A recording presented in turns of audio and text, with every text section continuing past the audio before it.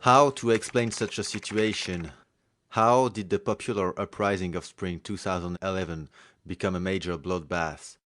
To understand the crisis, you have to look at it on three different levels. First, the Syrian conflict is a civil war. On the one hand, the rebels, mostly Sunnis, the biggest community in Syria. They occupy the north, Damascus suburbs, and countrysides in the south and the center of the country. On the other hand, the loyalists, who rely on the Alawite sect, a branch of Shia Islam, of which the Assad clan is part of. They control the big cities, including the capital, and the seafront, mostly populated by Alawites. The pro-regime forces recently took over the Kalamoun mountain near Lebanon.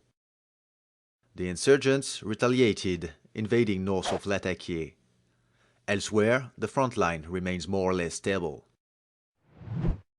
But quickly, multiple countries took advantage of this civil war, and Syria became a battlefield by proxy. The first players of this globalization are the Western superpowers supporting the rebels. The United States and big European countries back up the Syrian National Coalition, the main anti-Assad organization. The SNC was born in late 2012 and is admitted as the only representative of the Syrian people by around 100 countries. But Western support, mostly diplomatic, never helped the SNC to become a structure able to replace the Assad regime. Fundings are too low, weapons delivery too slow, and the US have always refused the option of a military intervention, even after the chemical attacks in Damascus in August 2013. On the other side, there are the Assad supporters, China and Russia. They are both members of the UN Security Council, and they both blocked three of its resolutions against the regime. Besides, Moscow constantly supplies the Syrian army. Russia has several interests in this crisis. Economic interests, because the Assad regime is an old client for the Russian military industry. Strategic interests, because the Tartus Harbor is the last Russian access to the Mediterranean Sea. And finally, geopolitical interests, because back in 2011, the Kremlin didn't appreciate the NATO intervention in Libya, which was supposed to only protect civilians, but finally ended with the fall of Gaddafi. Today, Vladimir Putin really doesn't want this kind of event to happen again, especially right in his sphere of influence, which Syria is part of. And this is how the anti-Assad uprising became part of a new kind of struggle between East and West. The third stakeholders in the Syrian conflict are the Sunni monarchies of the Persian Gulf.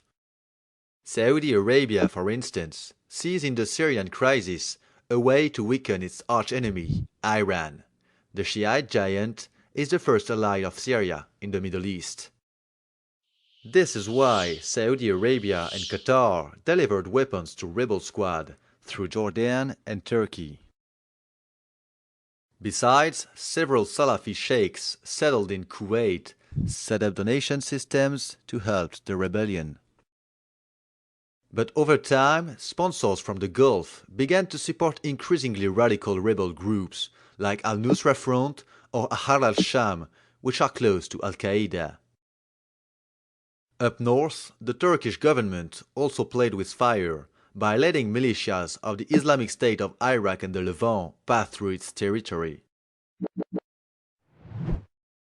To face the Sunni forces, Assad can rely on his Shiite allies, the fourth players in the conflict.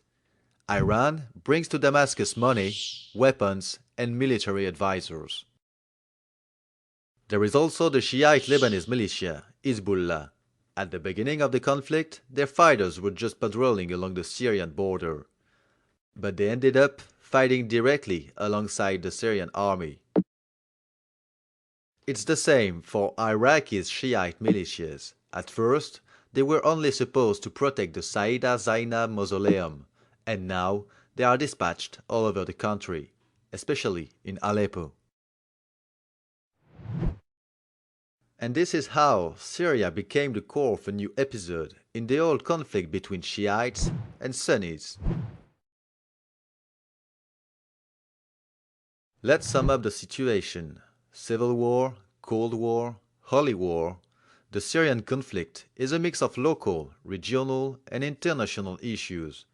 A puzzle that seems for now